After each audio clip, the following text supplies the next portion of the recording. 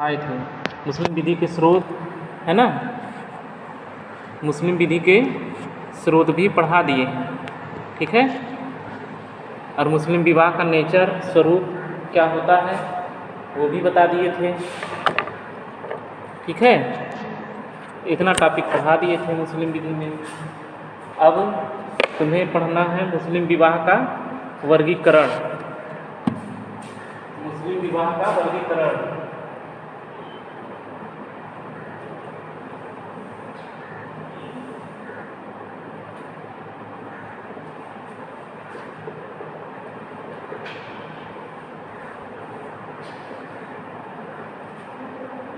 मुस्लिम विवाह का वर्गीकरण है ना, classification of marriage, Muslim marriage.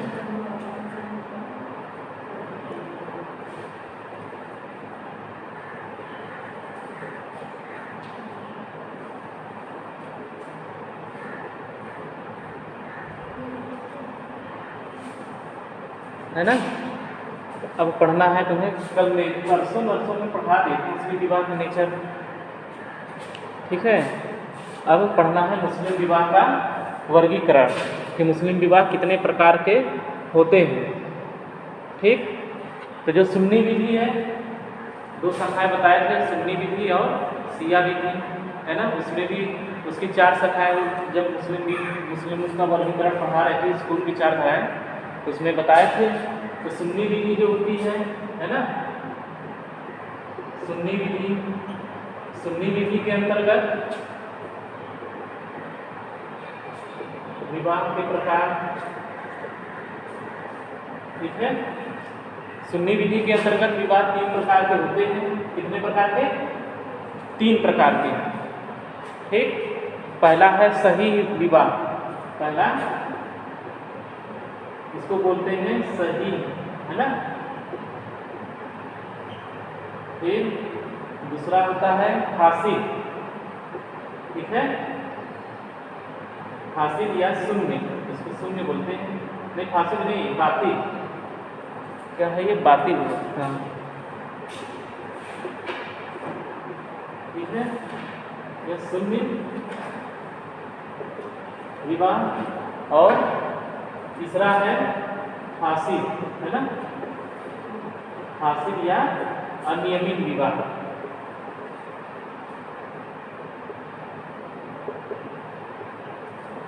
ठीक है। सही विवाह को विधि मान्य विवाह भी बोला जाता है, ये या विधि मान्य विवाह, सही विवाह या विधि मान्य विवाह, बातिल या शून्य विवाह, फासिद या अनियमित विवाह, ठीक है। वैलिड, वायड और इरेगुलर, ये 3 प्रकार के विवाह सुन्नी विधि में मान्य हैं, है ना।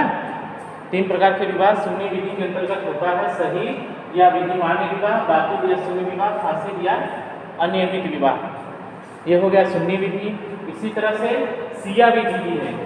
शिया विधि के अंतर्गत भी विवाह 3 प्रकार के होते हैं, ठीक है। शिया विधि के अंतर्गत भी विवाह कितने प्रकार के हैं? 3 प्रकार के,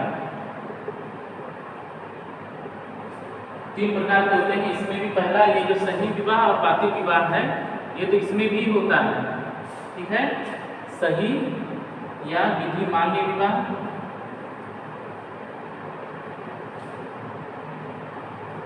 दूसरा है बातिल या शून्य विवाह। यहाँ पर एक चीज यहाँ पर ध्यान रखना कि ये जो अनियमित विवाह या फासिद विवाह है, ये केवल सुन्नी विधि में मान्य है। शिया विधि में फासिद या अनियमित विवाह नहीं होता है ना। केवल शिया में सही विवाह या विधि मान्य विवाह होगा, या बातिल या शून्य विवाह होगा। ये दोनों इसमें भी है, ये दोनों इसमें भी हैं, ठीक है। लेकिन इसमें सुन्नी विधि में फासिद या अनियमित विवाह होता है एक, और इसमें एक होता है मुता विवाह। जो इसमें तीसरा प्रकार है, एक विशिष्ट प्रकार है विवाह का, वो है मुता विवाह। तो शिया विधि में ये जो अनियमित या फासिद विवाह है वह मान्य नहीं है। और इसमें इसकी जगह पर एक कौन सा विवाह, एक विवाह का एक प्रचलित प्रकार है मुता विवाह होता है। ये सिया विधि की अथनासारिया शाखा है ना। सिया की जो अथनासारिया मुस्लिम होते हैं उनमें यह विवाह प्रचलित है। ठीक है, तो ये हो गया विवाह का वर्गीकरण, मुस्लिम विवाह का वर्गीकरण कि सुन्नी के अंतर्गत, सुन्नी विधि के अंतर्गत मुस्लिम विवाह के 3 प्रकार, सही विवाह, बातिल, फासिद, और सिया विधि के अंतर्गत भी सही, बातिल और मुता विवाह। ठीक है, अब हम सबका अलग अलग पढ़ेंगे। ठीक है, ये नोट कर ली हो, मिटा दें। अब सब अलग अलग पढ़ेंगे। ठीक, तो सबसे पहले पढ़ेंगे सही विवाह या विधिमान्य विवाह। और सबसे ज़्यादा क्वेश्चन इस पर आता भी है, सही विवाह या बातिल विवाह आने को तो 70 बनता है, और सबसे ज़्यादा क्वेश्चन पूछा जाता है मुस्लिम विवाह की प्रकृति या स्वरूप पर, कि मुस्लिम विवाह की प्रकृति या स्वरूप क्या है, उस पर सबसे ज़्यादा क्वेश्चन पूछा जाता है, जो कि 2 दिन उसमें पढ़ाए थे, है ना। फिर अब उसके बाद में मुस्लिम विवाह का वर्गीकरण। तो इसमें सबसे पहले पढ़ेंगे सही विवाह या विद्यमान विवाह या वैलिड मैरिज। यह जो विवाह है सही विवाह या सिया और सुन्नी दोनों विधियों में मान्य है। ठीक है, सुन्नी और सिया, ठीक है, दोनों विधियों में ये मान्य है। जब भी आएगा सही विवाह लिखने के लिए सबसे पहले यही लिखा जाता है कि इसकी मान्यता किन किन स्कूलों में है। तो ये जानती रहो कि जो सही विवाह होता है उसकी मान्यता सुन्नी विधि और सिया विधि दोनों में है। जो वैलिड मैरिज होता है ना, जो मुस्लिम विधि के अंतर्गत जो वैलिड मैरिज या सही विवाह होता है वो दोनों में मान्य है और दोनों में होता है। इसका मतलब क्या है कि मुस्लिम विधि के अंतर्गत जो एक विवाह को विधि मान्य होने के लिए जो आवश्यक शर्तें बताई गई हैं, उन आवश्यक शर्तों को पूरा करते हुए जो विवाह संपन्न होता है वही सही विवाह या विधि मान्य विवाह माना जाएगा। यदि उन शर्तों का पालन नहीं होता है या उसका उल्लंघन होता है तब विवाह या तो बातिल हो जाएगा, शून्य, या फिर अनियमित हो जाएगा। यदि सुन्नी विधि है तो उसमें या तो अनियमित हो जाएगा या तो शून्य हो जाएगा, और सिया विधि में क्या होगा, वो शून्य ही हो जाएगा, अनियमित विवाह वहाँ होता नहीं है। ठीक है, तो यहाँ पर यह ध्यान रखना कि मुस्लिम विधि के अंतर्गत जो भी विधिमान विवाह के लिए आवश्यक शर्तें हैं उन सभी आवश्यक शर्तों को जब पूरा करके विवाह को संपन्न कराया जाता है तब ऐसा विवाह कैसा होता है, सही विवाह, है ना। उसको बोलते हैं सही या विधिमान या वैलिड मैरिज। तो अब सबसे पहले हमें ये देखना है कि मुस्लिम विधि के अंतर्गत एक सही विवाह होने की अनिवार्य शर्तें क्या क्या हैं। ठीक है, अनिवार्य शर्तें क्या क्या हैं। जो वैलिड मैरिज है, मैरिज वैलिड कब मानी जाएगी, हमें बताया कि कुछ आवश्यक शर्तें हैं मुस्लिम विधि के अंतर्गत, उन शर्तों का पालन होना आवश्यक है, और जब तक उन शर्तों का पालन नहीं होगा विवाह या तो शून्य हो जाएगा या अनियमित होगा सुन्नी विधि के अंतर्गत, और सिया में वो पूर्णतया शून्य हो जाएगा। तो उन शर्तों का पालन होना आवश्यक है। तो इसलिए विधिमान विवाह की जो आवश्यक शर्तें हैं वो क्या क्या है। पहला है कि विवाह के दोनों पक्षकार, विवाह के दोनों पक्षकार क्या है, सक्षम हो। सबसे पहली आवश्यक शर्त यही है कि मुस्लिम विधि के अंतर्गत जो विवाह के दोनों पक्षकार हैं, वर और वधू, वो दोनों क्या हो, सक्षम होने चाहिए। दूसरा है सक्षम के बाद उनकी सहमति क्या है, स्वतंत्र होनी चाहिए, है ना। सहमति स्वतंत्र होनी चाहिए। ठीक है, फिर तीसरी जो आवश्यक शर्त है वह है औपचारिकताएं पूरी होनी चाहिए। मुस्लिम विवाह की जो औपचारिकताएं हैं, है ना, विवाह की औपचारिकताएं पूरी होनी चाहिए। ठीक, और चौथी जो आवश्यक शर्त है वह यह है कि दोनों पक्षकारों के बीच, दोनों पक्षकारों के बीच निषिद्ध संबंध अथवा किसी प्रकार की बाधा का अभाव होना चाहिए। निषिद्ध संबंध अथवा किसी बाधा का अभाव होना चाहिए, यानी कोई निश्चित संबंध नहीं होना चाहिए या उनके बीच में कोई बाधा नहीं होनी चाहिए। तो यही 4 आवश्यक शर्तें हैं जो मुस्लिम विवाह जो संपन्न होता है उनमें इन चारों शर्तों की पूर्ति होनी आवश्यक है, तभी विवाह क्या माना जाएगा, विधि मान्य या सही विवाह माना जाएगा। ये 4 आवश्यक शर्तें क्या क्या हैं कि विवाह के दोनों पक्षकार सक्षम हो, दोनों पक्षकारों की सहमति स्वतंत्र हो, यदि पक्षकार सहमति देने के लिए स्वतंत्र नहीं है तब उनके अभिभावकों की सहमति विवाह के लिए स्वतंत्र होनी चाहिए। तीसरी आवश्यक शर्त है कि विवाह की जो औपचारिकताएं हैं वह पूरी होनी चाहिए और साथ ही साथ पक्षकारों के बीच में किसी भी प्रकार का निषिद्ध संबंध नहीं होना चाहिए। जैसे कि पक्षकारों को वर और वधू का संबंध ऐसा नहीं होना चाहिए कि उनके बीच में विवाह संपन्न न हो सकता हो, है ना, तो ये नहीं होना चाहिए या किसी भी प्रकार की बाधा नहीं होनी चाहिए। ठीक है, तो ये 4 आवश्यक शर्तें हैं। अब इन 4 आवश्यक शर्तों को डिटेल में थोड़ा सा बता देते हैं और इसको, ठीक है, ये 4 आवश्यक शर्तें हैं, सही विवाह की हैं, है ना। ये सही विवाह या विधिमान विवाह जो होता है सुन्नी और शिया दोनों स्कूलों में या मुस्लिम मैरिज जो होती है उसमें, ठीक। अब सबसे पहले अब जो पहली आवश्यक शर्त है वह क्या है, विवाह के पक्षकारों की सक्षमता, है ना, कि विवाह के पक्षकार दोनों पक्षकार क्या हैं, सक्षम होने चाहिए। तो सक्षमता इनकी क्या क्या है, विवाह के पक्षकारों की सक्षमता क्या है, कॉन्ट्रैक्ट में भी बताए हैं। सक्षम होने के लिए क्या क्या जरूरी होना चाहिए था कि उनको वयस्क होना चाहिए ना, स्वस्थ मस्तिष्क का होना चाहिए, ठीक, और क्या होना चाहिए था कि जिस विधि के अनुसार हुआ है उनको संविदा करने से मना नहीं किया गया होना चाहिए। ये 3 थी सक्षमता में, तो वही इसमें से 3 में से 2 तो इसमें भी है।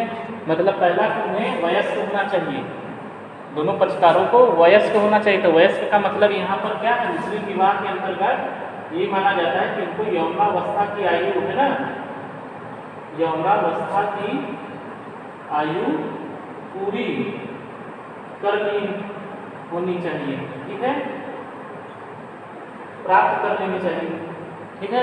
यौवनावस्था की आयु उनकी पूरी होनी चाहिए, वो क्या होने चाहिए, स्वस्थ मस्तिष्क के होने चाहिए। और तीसरी सबसे आवश्यक शर्त कि उन्हें मुस्लिम होना चाहिए। ये मुस्लिम विवाह है ना, ठीक है, तो मुस्लिम विवाह में दोनों पक्षकारों का मुस्लिम होना क्या है, आवश्यक है। दोनों पक्षकारों को मुस्लिम होना आवश्यक है। यदि एक पक्षकार मुस्लिम है और अगला पक्षकार मुस्लिम नहीं है तब ऐसी स्थिति में विवाह क्या हो जाएगा, शून्य हो जाएगा, है ना। ऐसी स्थिति में विवाह शून्य हो जाएगा। तो अब इसमें देखना है सबसे पहले क्या, यौवनावस्था की आयु प्राप्त की गई होनी चाहिए उनके द्वारा, है ना। इसको क्या बोलते हैं, एज ऑफ प्यूबर्टी, इंग्लिश में इसको यौवनावस्था की आयु या यौवनावस्था की वय बोलते हैं, एज ऑफ प्यूबर्टी, है ना। इसमें ये ध्यान रखिए कि यहाँ पर वयस्क मुस्लिम विवाह के अंतर्गत विवाह, इसमें मुस्लिम विधि के अंतर्गत विवाह हो गया, ठीक है, मेहर हो गया और तलाक हो गया। जो वयस्क होने की आयु है वह मानी गई थी कितना, 15 वर्ष। 15 वर्ष ये क्या है, यौवनावस्था की वय है, यानी कि एक मुस्लिम पुरुष और महिला यदि वह 15 वर्ष की हो गई है तो ये माना जाएगा कि वह विवाह के लिए वयस्क माना जाता है, ठीक है। मुस्लिम विधि के अंतर्गत यही है कि वो क्या हो, वर और वधू यौवनावस्था की वय प्राप्त कर लेनी होनी चाहिए उनके द्वारा। तो वो आयु, यौवनावस्था की आयु कितनी मानी गई है, 15 वर्ष। यदि वर और वधू 15 वर्ष के हैं तब उनकी जो सहमति है, उनकी खुद की सहमति यदि स्वतंत्र है तो वो विवाह के योग्य हैं। लेकिन हिंदू विधि में ऐसा नहीं है। हिंदू विधि में वर की आयु 21 वर्ष और महिला की आयु 18 वर्ष होना आवश्यक है। लेकिन मुस्लिम विधि के अंतर्गत पहले ही आवश्यक जो सक्षमता है तो उन्हें सक्षम होना चाहिए, विवाह के दोनों पक्षकारों को सक्षम होना चाहिए। तो सक्षम होने में क्या है कि उनकी यौवनावस्था की वय वो प्राप्त कर ली, उनको उनकी यौवनावस्था की आयु पूरी हो गई हो, फिर उसके बाद वो स्वस्थ मस्तिष्क के हो और मुस्लिम होने चाहिए। तो सबसे पहले यही देखो कि यौनावस्था की वय कितनी मानी गई है। तो मुस्लिम विधि के अंतर्गत विवाह के लिए, है ना, मेहर के लिए और विवाह विच्छेद या तलाक के लिए जो वयस्कता की आयु है वह कितनी मानी गई है? 15 वर्ष मानी गई है। कोई भी पुरुष या महिला, मुस्लिम स्त्री या पुरुष, यदि वह 15 वर्ष के हो गए हैं तो वह विवाह करने के लिए सक्षम हैं या विवाह करने के योग्य उनको माना गया है। और यदि वह 15 वर्ष से कम आयु के हैं तब ऐसी स्थिति में वह विवाह के योग्य नहीं है। और यदि 15 वर्ष से कम आयु का पुरुष या स्त्री की शादी हो रही है तभी अपनी सहमति नहीं दे सकते। 15 वर्ष के हो गए हैं तो अपने विवाह की सहमति ये दे सकते हैं, है ना। लेकिन यदि 15 वर्ष से कम है तब और उनकी विवाह हो रहा है तो वो सहमति देने के लिए सक्षम नहीं है। तो सहमति कौन देगा? जो इनके अभिभावक हैं, है ना, जो इसके अभिभावक हैं, वर और वधू के जो अभिभावक हैं, यदि उनकी आयु 15 वर्ष से कम है, किसी की भी आयु यदि 15 वर्ष से कम है तब ऐसी स्थिति में उनके जो अभिभावक होंगे वह इसके विवाह की अनुमति दे सकते हैं। बाल विवाह लागू होता है। बाल विवाह निरोधक, जो बाल विवाह निरोधक अधिनियम बना है 1929 का, है ना, ठीक है। बाल विवाह अधिनियम जो बना है 1929 में बना है वह मुस्लिम विधि पर भी लागू होता है। लेकिन ये मुस्लिम विधि का ये क्या है? उनका पर्सनल लॉ, व्यक्तिगत विधि है ना। तो व्यक्तिगत विधि में जो माना गया है वह यौनावस्था की वय माना गया है। लेकिन अधिनियम में क्या है? अधिनियम में कम से कम 18 वर्ष है ना, 18 वर्ष और 21 वर्ष है। अधिनियम में 18 वर्ष और 21 वर्ष है। तब क्या इसी स्थिति में क्या वह बाल विवाह के दोषी होंगे? तब ऐसी स्थिति में वो बाल विवाह के दोषी होंगे। लेकिन ये विवाह शून्य नहीं होगा। यदि विवाह संपन्न हो जाता है तब भी विवाह शून्य नहीं माना जाएगा, क्योंकि मुस्लिम विधि के अंतर्गत क्या है? उनकी जो आयु है विवाह के लिए वह 15 वर्ष मानी गई है ना। यदि वो 15 वर्ष के हो चुके हैं, विवाह हो गया, तो भले ही जिन्होंने कराया है उनको इस अधिनियम के तहत दंडित भले किया जाए, लेकिन इनका विवाह शून्य नहीं हो सकता। विवाह तब भी वैलिड ही मानी जाएगी। यदि एक पक्षकार 15 वर्ष की आयु में है और इन्होंने तब ये अपनी विवाह के लिए सहमति भी देने के लिए सक्षम भी माने गए हैं। वैसे तो समानता सहमति के लिए आयु कितनी होनी चाहिए? 18 वर्ष। 18 वर्ष होती है, लेकिन इसमें मुस्लिम विधि के अंतर्गत विवाह के लिए जो सहमति देने की आयु भी कितनी है? 15 वर्ष है, क्योंकि ये माना जाता है कि वो यौनावस्था की वजह जैसे ही प्राप्त कर लिए वो विवाह करने के योग्य हो गए हैं, वयस्क हो गए हैं। तो केवल 3 चीज याद रखना, विवाह, मेहर और तलाक के लिए ही केवल 15 वर्ष है बस। मुस्लिम विधि के भी अंतर्गत ये जो 15 वर्ष की यौनावस्था की जो आयु है, ये जो 15 वर्ष निर्धारित केवल और केवल 3 चीज़ों के लिए है। विवाह, मेहर से रिलेटेड कोई टॉपिक, कोई विवाद होता है उसके लिए, और विवाह विच्छेद के लिए, है ना। विवाह विच्छेद, यही केवल 3 चीज़ों के लिए ही 15 वर्ष की आयु अप्लाई होती है, और बाकी सब चीज़ों के लिए 18 वर्ष। ठीक है, तो ये हमेशा ध्यान रखना। और ये जो 1929 का बाल विवाह निरोधक अधिनियम 1929 बना है वह मुस्लिम विधि पर भी लागू होता है या मुस्लिमों पर भी लागू होता है। यदि कोई ऐसा विवाह संपन्न कराता है तो इस अधिनियम के तहत दंडित होगा, लेकिन उनका विवाह शून्य नहीं होगा। विवाह हो गया तो वो मान्य ही होगा, और वैसा विवाह सही विवाह या विधि मान्य विवाह ही माना जाएगा, है ना। अब हमने क्या बताया कि 15 वर्ष से यदि वो जो वर या वधू में से कोई एक पक्षकार, जो विवाह का पक्षकार है, वो क्या है? 15 वर्ष से कम आयु का है। ठीक है, यदि वह 15 वर्ष से कम आयु का है तब ऐसी स्थिति में क्या होता है कि वह अपने विवाह की सहमति देने के लिए सक्षम नहीं है। तब ऐसी स्थिति में सहमति कौन देगा? सहमति उसके अभिभावक देंगे। ठीक, उसकी सहमति, विवाह की सहमति कौन देंगे? अभिभावक देंगे। तो अब ये अभिभावक देखो कौन कौन हो सकते हैं। जो सुन्नी विधि है, सुन्नी विधि में यदि किसी जो पक्षकार है विवाह के, किसी भी एक पक्षकार वो 15 वर्ष से कम आयु का है तो अपनी विवाह की भी अनुमति देने के लिए योग्य नहीं है, तब कौन देगा? अभिभावक देंगे। तो अभिभावक की योग्यता क्या है? सुन्नी विधि के अंतर्गत, सुन्नी विधि है ना। अभिभावक कौन देगा अनुमति?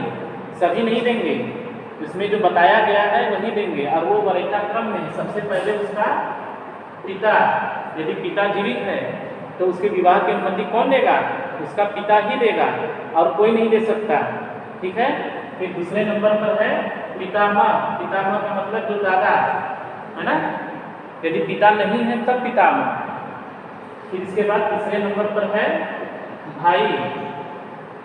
ठीक, तीसरे नंबर पर भाई, और चौथे नंबर पर है पितृकुल के अन्य सदस्य। ठीक है। पिता के वंशज के यदि कोई अन्य सदस्य है वह अवयस्क के विवाह के लिए अनुमति दे सकते हैं। यदि जो पक्षकार है उसकी आयु विवाह के लिए क्या है? 15 वर्ष से कम है। इसमें ये थोड़ा सा ये होगा, ये भाई या पितृकुल के अन्य सदस्य है ना, कुल के अन्य सदस्य। तब इसके बाद चौथे नंबर पर है माता। माता या मातृकुल के अन्य सदस्य। ठीक है। ये जो क्रम है ये वरीयता क्रम में है। वरीयता क्रम का मतलब यदि पिता है तो इनमें से भी अब कोई भी सहमति देने के लिए योग्य नहीं है। पिता है तो पिता ही अभिभावक के रूप में अपने संतान की विवाह के लिए क्या करेगा? अनुमति प्रदान करेगा। यदि उसका विवाह 15 वर्ष से कम आयु में हो रहा है तब।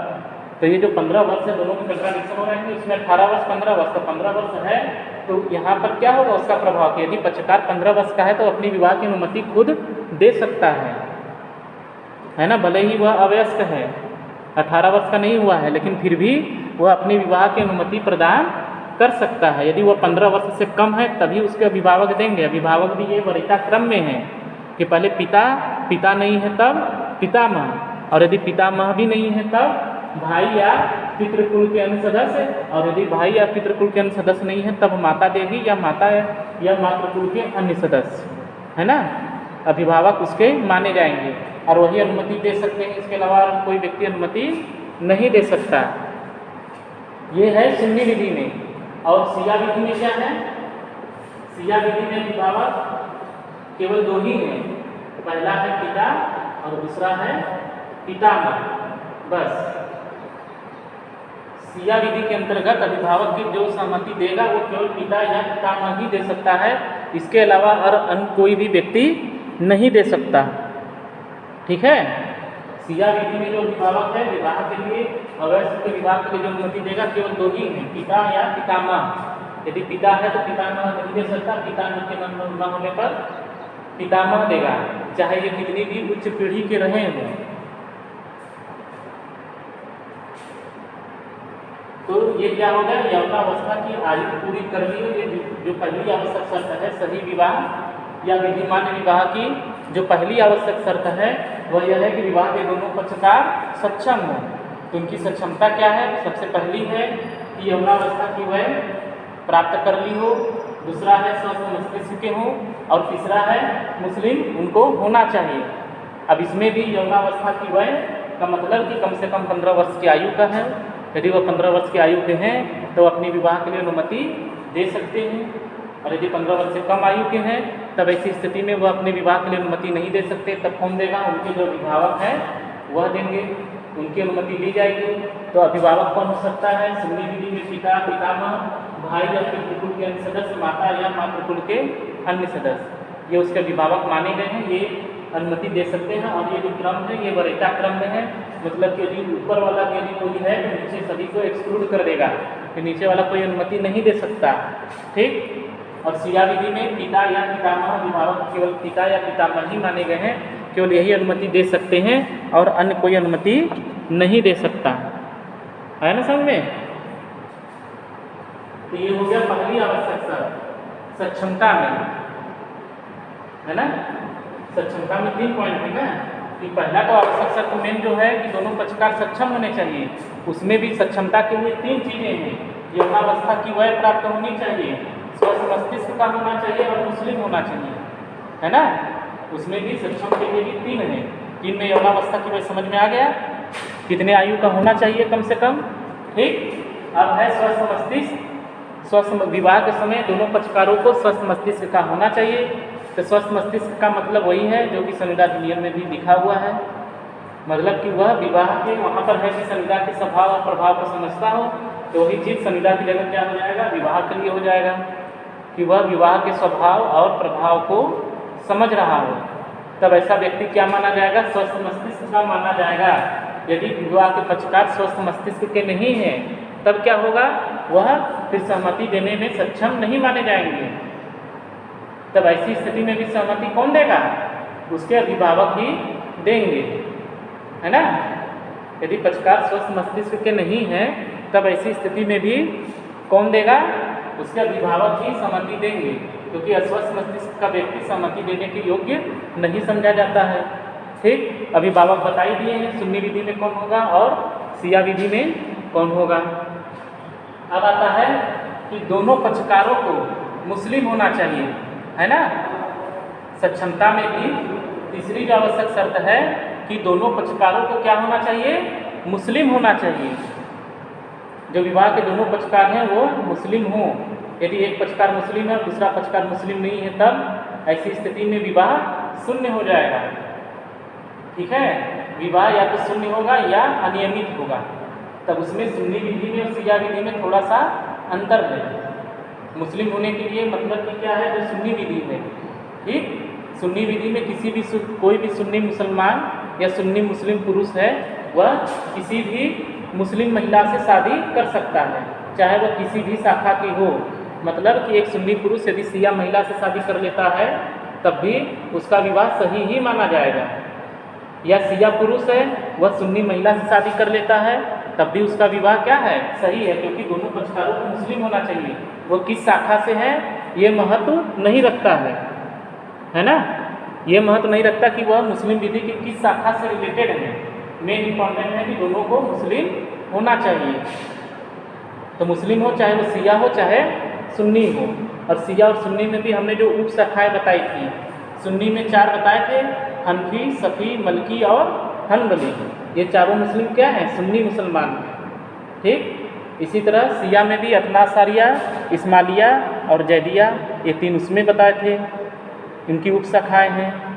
और एक मोताजिला मुस्लिम होते हैं, तो उसमें भी अकबरी, उसूली और अकबरी उसूली ये हो गए, ये भी सिया हैं।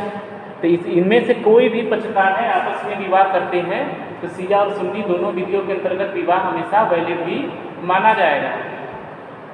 यह महत्व नहीं रखता कि वो जरूरी नहीं कि हनफी मुस्लिम है तो हनफी ही से ही शादी करें तभी विवाह वैलिड होगा, ऐसा नहीं है ना।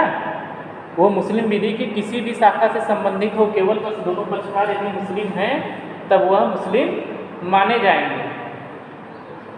ठीक, और उनका विवाह वैलिड ही होगा। साथ ही साथ एक चीज़ और भी है कि यदि कोई सुन्नी मुसलमान पुरुष है और वह किसी किताबिया लड़की से विवाह कर लेता है तब भी उसका विवाह क्या होगा, वैलिड होगा। अब किताबिया स्त्री कौन हो सकती है, किताबिया लड़की बोले ना, इसका मतलब क्या समझा रहा है। यदि कोई कौन है, सुन्नी पुरुष है ना, यदि कोई सुन्नी पुरुष है और वह किसी किताबिया लड़की स्त्री से विवाह कर लेता है तब भी ऐसी, वो भले ही मुस्लिम नहीं है लेकिन किताबिया स्त्री है, तब भी उसका विवाह क्या होगा, सही ही होगा, है ना।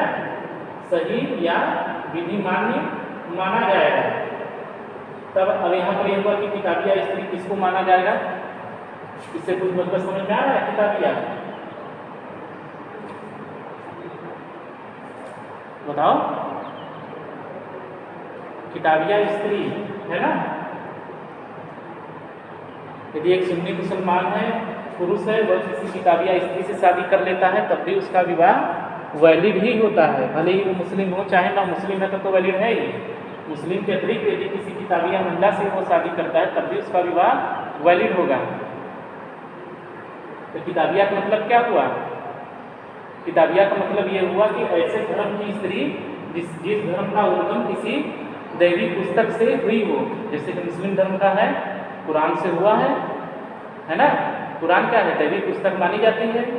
तो इसी तरह से ही अन्य धर्म का भी ऐसा, अन्य धर्म को मानने वाली ऐसी स्त्री जिसका कि धर्म की उत्पत्ति कैसे हुई है, किसी दैवी मूल की पुस्तक से या दैवी मूल की किताब से हुई हो, जैसे कि बाइबल है ना, बाइबल है, मतलब कि बाइबल कौन, ईसाई जो स्त्री होती है वह किताबिया मानी जाती है, क्योंकि ये माना जाता है कि जो ईसाई धर्म है उसकी जो धार्मिक पुस्तक बाइबल है वह भी, उसकी भी उत्पत्ति कैसी है, दैवी है ना। तो इसका मतलब क्या हुआ कि एक सुन्नी पुरुष यदि किसी ईसाई महिला से भी शादी कर लेता है तब भी उसका विवाह वैलिड ही होगा, सही माना जाएगा, शून्य नहीं होगा, है ना।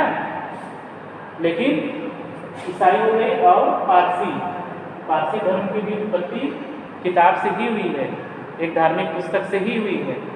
तो ईसाई और पारसी ये दो ऐसे धर्म हैं, और यहूदी, ठीक, ये पारसी नहीं, पारसी तो अग्नि पूजक है, ये यहूदी, ईसाई और यहूदी ये दो धर्म ऐसे हैं मुस्लिम धर्म के अतिरिक्त। जैसे मुस्लिमों का धर्म कुरान से आया, इसी तरह ईसाई और यहूदियों का भी अपनी पवित्र पुस्तक है, ठीक है। तो इन ईसाई महिला से या यहूदी स्त्री से यदि कोई सुन्नी पुरुष विवाह कर लेता है तब भी विवाह कैसा माना जाएगा, वैलिड माना जाएगा, भले ही ये मुस्लिम हो चाहे ना, या ये अपना धर्म परिवर्तन करे या न करे, है ना। भले ही वही स्त्री, ईसाई स्त्री या यहूदी स्त्री अपना धर्म परिवर्तन करके मुस्लिम बने चाहे न बने, फिर भी उसकी यदि वह किसी सुन्नी पुरुष से विवाह करती है तब भी उसका विवाह वैलिड ही होगा, शून्य नहीं होगा। लेकिन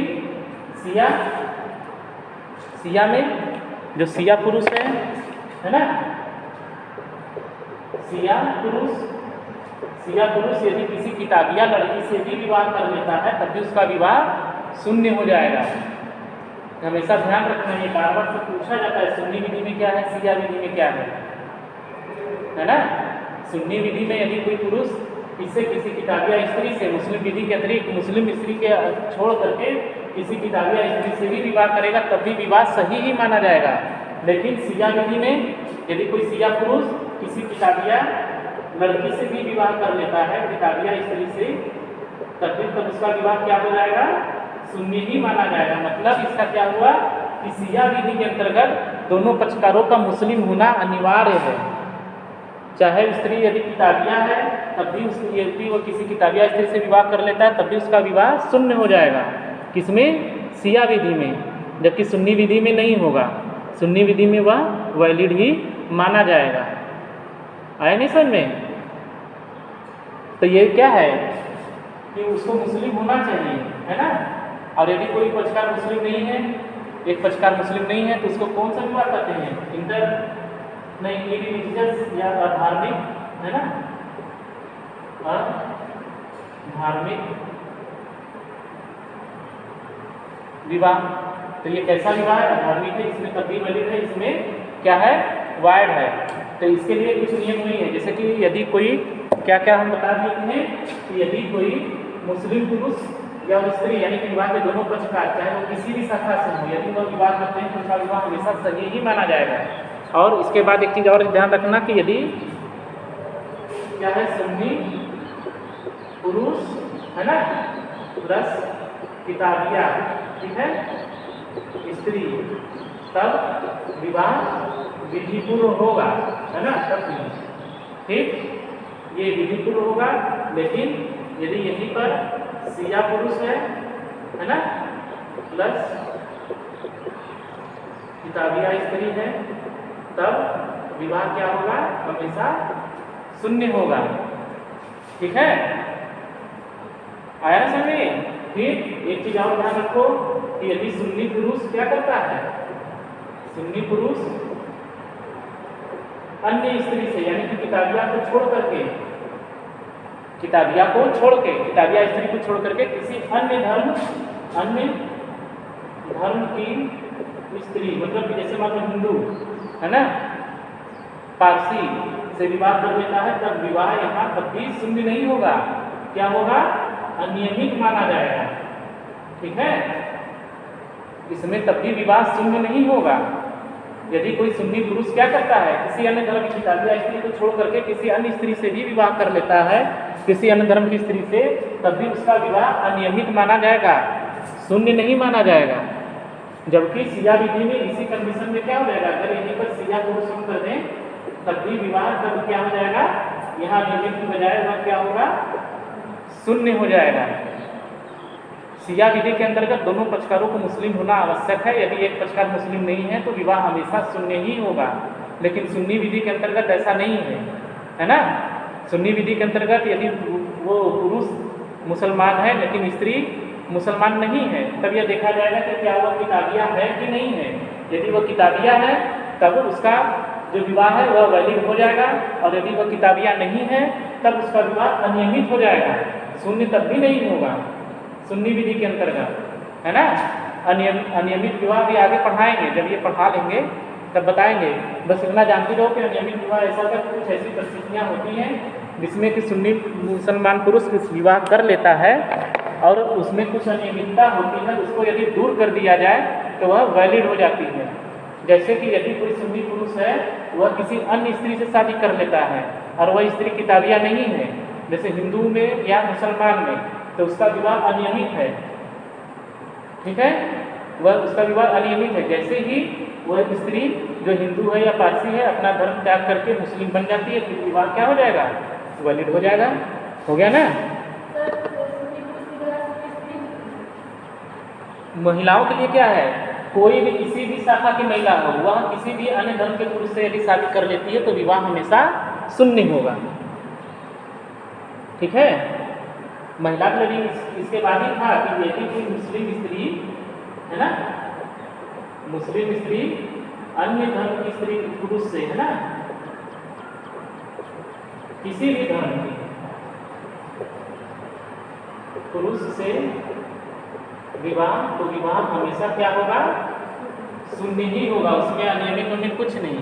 एक मुस्लिम स्त्री चाहे वह शिया हो चाहे सुन्नी हो, वह यदि अन्य धर्म में विवाह कर लेती है, चाहे ईसाई से करे, चाहे यहूदी से, हिंदू से करे, चाहे पारसी से करे, है ना, उसका विवाह हमेशा शून्य ही होगा।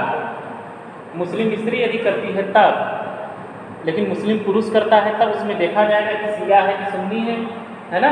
यदि शिया है तो उसमें तो ऑलरेडी तब भी शून्य ही होगा, लेकिन यदि वह सुन्नी है तब यह देखा जाएगा कि स्त्री जिसने उसने विवाह किया वह किताबिया है कि नहीं है, या मुस्लिम है कि नहीं है। यदि मुस्लिम है तो कोई बातें नहीं है ना, और यदि वह मुस्लिम नहीं है तब देखा जाएगा किताबिया है कि नहीं है। यदि वह किताबिया धर्म की है यानी ईसाई और यहूदी है तब भी विवाह वैलिड होगा, और यदि वह किताबिया नहीं है तब भी विवाह शून्य नहीं होगा, केवल अनियमित होगा।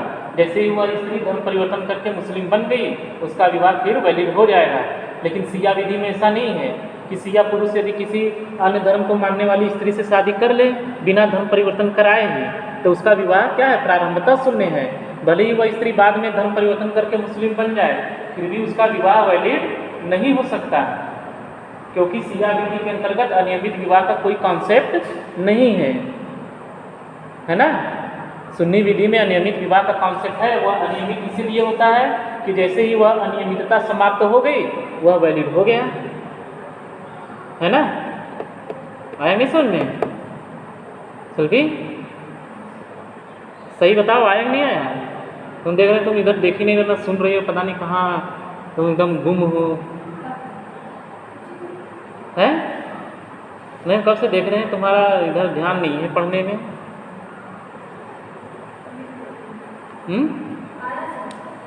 क्या आया, अच्छा बताओ। चलो,